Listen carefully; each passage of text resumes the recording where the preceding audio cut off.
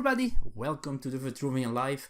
Today is Friday, April 19th, Friday, long weekend because it's Easter Monday, next Monday, and then we don't work here in Belgium at least, or most people don't work here, so 3 days freedom, yes. So, I wanted to talk about some theme or some subject today. Probably going to last more than 10 minutes. I'm sorry, but it might be interesting to get a discussion started or to talk about this. So today I got a game in the mailbox, or at least a package in front of my door when I got home. And I knew it was coming. I've been asked by Board and Dice, which is a publisher that I knew. I know the people a little bit. They merged with NSK Games. I knew those people as well, and they asked me if I could review their new game, Inuit The Knowfolk.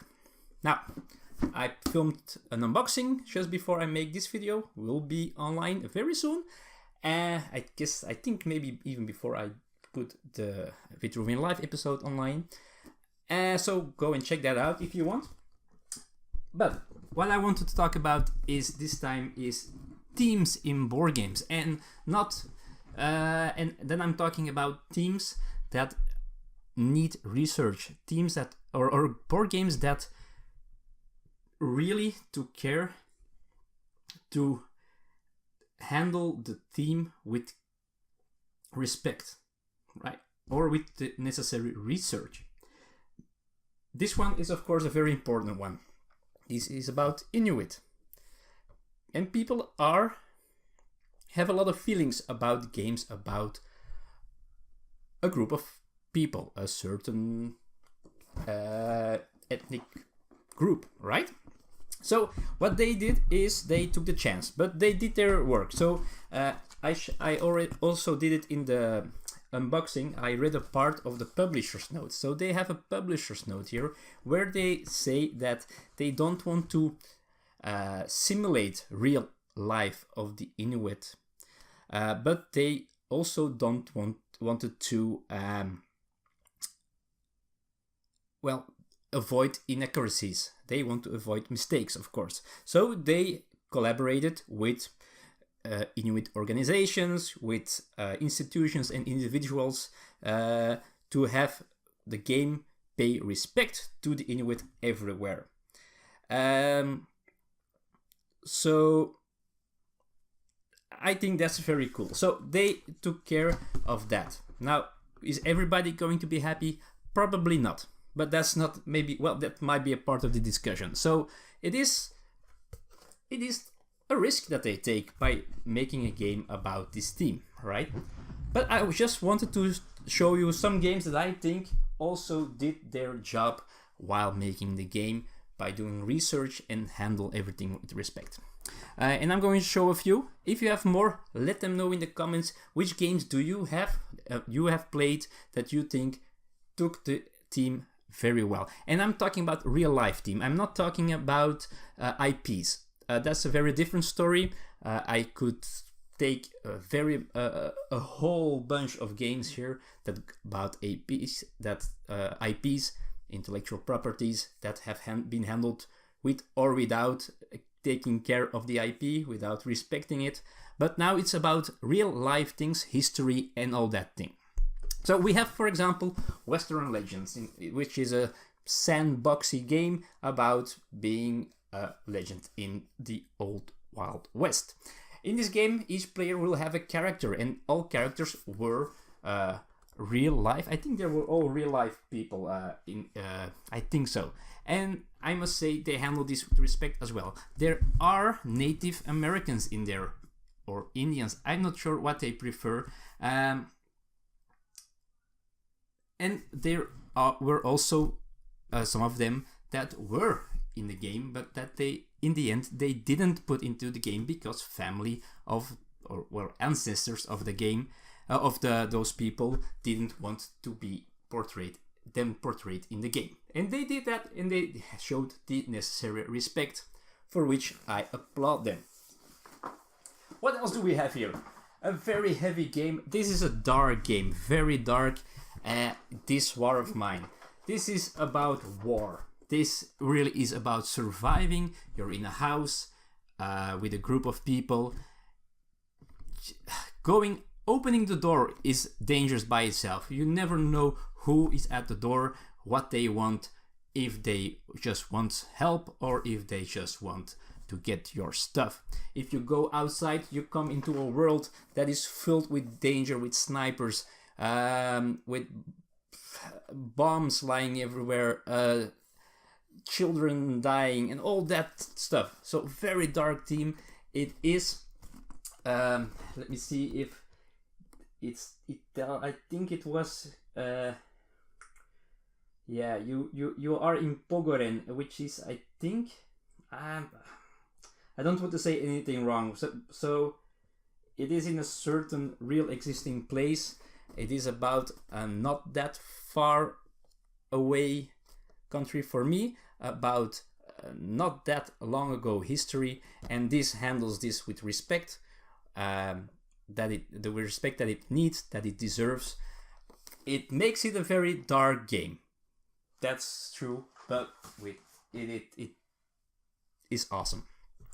Next is a smaller one, and that's the Grizzled. In the Grizzled you play the Grizzled, which was actually a real group of soldiers in the First World War, and they all had mustaches.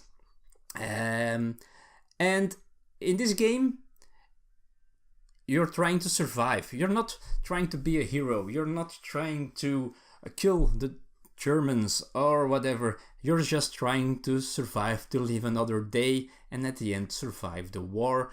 Your characters can get not paranoia, but can get they can get frenzied. They can get scared of stuff, and although it's very abstracted, this game, it still somehow gives the feeling and shows the respect that a World War I game about a band of soldiers deserves, and this one does it really well, gives you that feeling very well. Great game as well, with respect. Now, next one is a Portal Games game, and I have two in this, the games that I will be showing. The first one is, I know that they've done a crazy amount of research. Now, I also know that the game wasn't the biggest success of them all, but there are people who really like it a lot, so I think it's a love or hated game. And I'm talking about First Martians. First Martians is, well, like the movie The Martian, I think The Martian, right? You're the first people on Mars, and they previously, with robots or whatever, they built you a space station, and then it's up to you. Everything's working, but everything will shut down, and it uses an app and all that stuff. But it's not about that, it's about the research that went into this game. This is a very scientific type of game. Everything that happens or can happen to your hub, the base, that can happen on your way when exploring Mars, everything is researched and is something that might be happening when this really should happen, our first men on Mars. So I know they did a lot of research, reading books, watching documentaries and all that stuff, really reading scientific stuff. They went all the way. Ignacy, the designer, went all the way, and it shows, but it makes it a very scientific game. The next one also is a theme about a certain folk, about a certain people, and this is Lewis and Clark, and I'm doing this together with Discoveries, the journals of Lewis and Clark, which is I think by the same designer, and also with the same artist. Now, in this game, especially Lewis and Clark, you are racing to get to a certain town first. Let's see, to I don't know where, but you're doing on an expedition over the river, and you're trying to get to at the end first. But it uses, of course, Native Americans, and also in this game it gives a lot of respect with great artwork to start with, but also with every character that's in this book. So you have a bunch of cards that you can get into your deck of cards. Everyone is named. These are real people, or at least were real people, of course. But this game really has all the respect. Also, here I believe they had a separate text about the history about the game. A complete page, if not even more, about, well, the team, about what they did with the team, how they handled it. So kudos to them. And Discoveries does the same, but very much in a very small, much smaller game. But this one especially, also the artwork gives the respect to the team as deserved. Next is my next game by Portal Games, and I know they consulted real police officers. They did a lot of research of how crime is solved. They had to change things because things are different in Poland than in the United States, and this game takes place mostly in the United States, so they had to change some stuff. And I'm talking about Game Detective, of course, I'm showing it.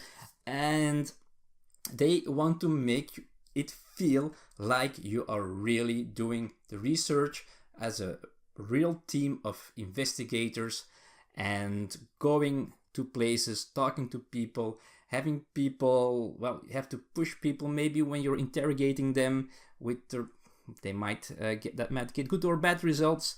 It loses a lot of text. Some people are laughing a little bit with the text because it's a lot about drinking coffee, about waiting for information and all that things, but that's the way it works, right? So they did a whole lot of research for this, also for the story. Now, I'm not going to spoil anything, but the story also goes into the past. It uses, you can go on Wikipedia and search for things, so they had to look up history, that so to make connections with real life, really events that really happened. That's what I wanted to say. So kudos for Detective as well. They did a phenomenal job, that's for sure. The last one that I have here is a game by Philippe Dubarry. It's Black Orchestra. This is a cooperative game in which you are trying to assassinate Hitler. Very dark team, of course, a very cool team. It also uses characters that were real, so each player is a character that existed in the past, and you are really trying to kill Hitler, and also trying to avoid or trying to kill his associates like Rommel and those kind of folks. And it also does this game with a lot of respect. Now, there are, for example, swastikas on the board, for example, or on some cards, because, well, it's the truth. It's how it's history, right? It's not wrong to show it, right? And I was just looking to see in the rulebook if they make any notion of it about the team. I'm not sure that they did it. I don't think they did in this case. Because it is also a theme that might not be for everyone. They might be feeling things and don't want to play this theme. I can understand, but in my opinion, they did it with a lot of respect. There are a bunch of events in this deck that really those events happened. This is a history lesson as well, and that's the thing that I think is cool about many of these games. You get a story out of it, an experience, fun as well as a game, but also history. You get to know cultures that you normally wouldn't get to know in that way while playing a game. So I really like that. So that's the games I have. I had one more that I wanted to mention. I haven't played it yet, but I really want to, and that's Freedom, the Underground Railroad. Apparently that's also very thematic, and also a cooperative game where you're trying to rescue slaves. Also a very dark theme. which probably isn't easy to make into a game that still feels fun, right? So I was wondering what games, I think I have the most important ones here. I show them. What games are there out there that also do what these games, in my opinion, do? Have a theme which might be sensitive, which might be about history, which might be about a certain group of people, that was handled with very much respect. Or the opposite, which game did it, but did it absolutely wrong and was, in your opinion, insulting. Let me know in the comments below. Thank you for watching this long episode. I know it was, but I thought this might be an interesting topic to talk about, and I hope you do in the comments below. Thanks for watching. I hope to see you next time. I think the next episode will be, I hope to have it online on Saturday. We will see. Have a nice weekend, Easter weekend, if you're celebrating that, eating the chocolate eggs and all that stuff. Thanks for watching again, and see you soon. Bye bye.